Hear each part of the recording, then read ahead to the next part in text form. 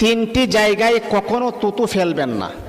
তিনটি জায়গা এমন রয়েছে যেখানে তুতু ফেললে আল্লাহ পাক রব্বুল আলামিন আপনার হায়াতের ভিতরে আমার আল্লাহ অবরকত দান করে দিবেন, আপনি কখনো সফলতা খুঁজে তালাশ করে পাবেন না। এই তিনটি জায়গা কোথায়? এক নাম্বার হচ্ছে নবী করিম সাল্লাল্লাহু আলাইহি ওয়াসাল্লাম বলেছেন পশ্চিম দিকে আমরা তুতু ফেলবো না। এটা হচ্ছে আমাদের জন্য পবিত্র একটি স্থান। পশ্চিম দিকে আমরা আল্লাহ পাক রব্বুল আলামিনের কাবা ঘরকে লক্ষ্য করে আমরা সেজদা করি, সেখানে তুতু ফেলা যাবে না।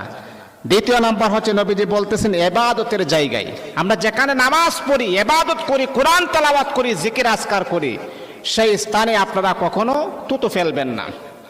যেমন ধরেন আমরা যখন মসজিদের মাঝে আসি নামাজ পড়ার জন্য, আল্লাহ তাআলার গোলামি করার জন্য আসি, মসজিদের ভিতরে আপনি কখনো তুতু ফেলবেন না, নাপাক কাজটা করবেন না, তাহলে কিন্তু আপনি গরিব হয়ে যাবেন, ভয়ঙ্কর রোগ আপনাকে আক্রান্ত করতে পারে। নবী